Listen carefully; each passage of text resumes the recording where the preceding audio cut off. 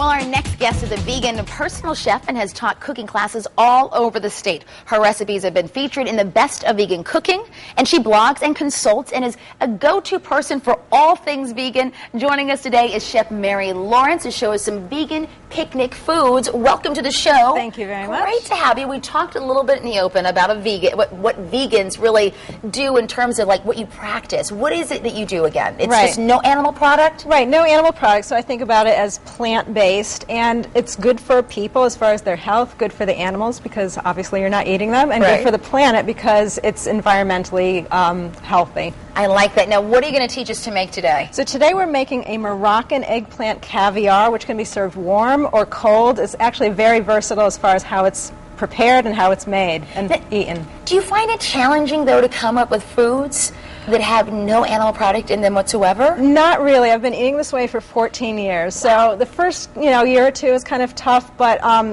recipes, cookbooks, there's so many out there and so much variety, especially if you think about the different ethnic foods. So many are vegan when you don't even think about it. That's right. Okay. All right, let's get started. What's the first thing we want to do in terms of the ingredients you brought to make it? Yeah, the first thing, we've been sauteing some onions and garlic and olive oil, just getting them going. Okay. So I'm going to turn up the heat a little bit. So once you have that started, then the next step is to toss in some diced tomatoes. Diced tomatoes, so we're putting those in. And it's all about cooking with the freshest products, right? Exactly. That really, the flavor is the key part of vegan food. You want good flavor, good color, nice contrast and textures as well.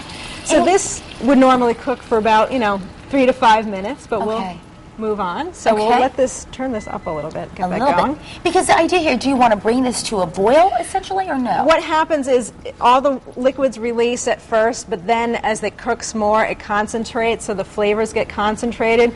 So you would cook it, like I said, 5 minutes or so. Okay. But then the next step, we'll skip ahead. The next step would be adding your spices. So this is similar to an eggplant caponata, which is an Italian dish. Right. But we're using some Moroccan spices, which are paprika and cumin. So that's going in next. That's going to go in next, okay. And do you find that you kind of do this to taste whatever kind of, sparks your little flavor that what you enjoy? Exactly, and really this has spicy red pepper flakes as well, so you can put a little tiny bit, you can put a lot and get it really spicy. I can smell that. And then the aromas really are part of the whole process. I like that we're not sacrificing like flavor here, Definitely not. And really when you're thinking about cooking vegan, you're not really losing things, you're actually gaining things because you learn about all these different flavors and spices. So, I think the whole movement is actually kind of taking off, Chef, because like you mentioned earlier, you go and you actually teach. Exactly. And if people often come to me saying, I wish I could eat this way, I wish I knew how to eat this way, so I help them make it easy. Okay, I like that. That's good. Yeah. All right, so now what's the next step? Because we've got it kind of coming up a little bit. So this again would cook down a little bit more. Then we have our eggplant, which you can roast in the oven, or this recipe is so simple, you can just cut it up and boil it.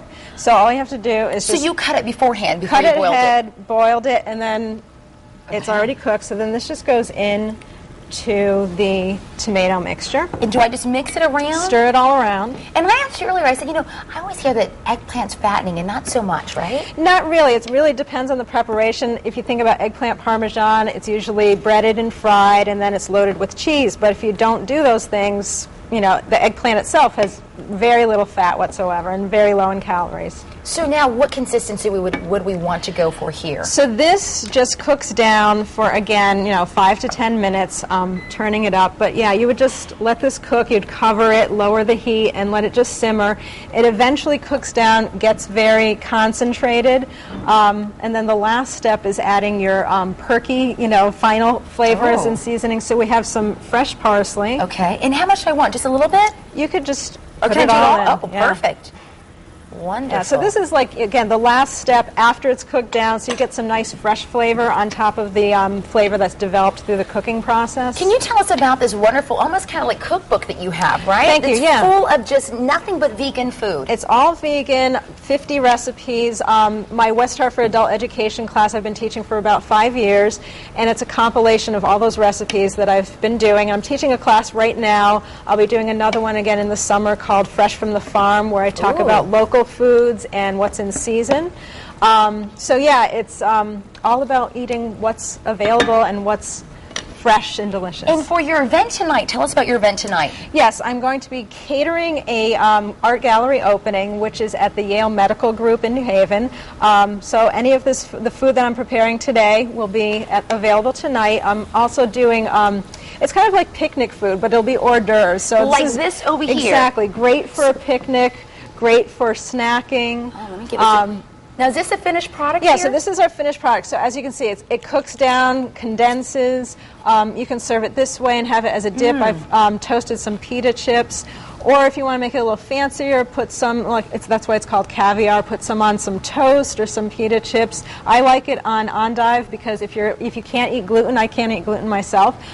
So if you have celiac or gluten intolerant, you can serve them on endive leaves. Well, Chef Mary, this is fabulous. You hear me? This is wonderful. It's got a nice little kick to it. Folks, you got to give this a try. Yeah. What a great recipe. Definitely. If you want to try it, come to our website, WTNH.com, click on Connecticut Style, and we'll have your recipe on our website. Great. That's awesome. You're wonderful. Thank you you. so very much. So Good to we want you to stick around because we've got singer-songwriter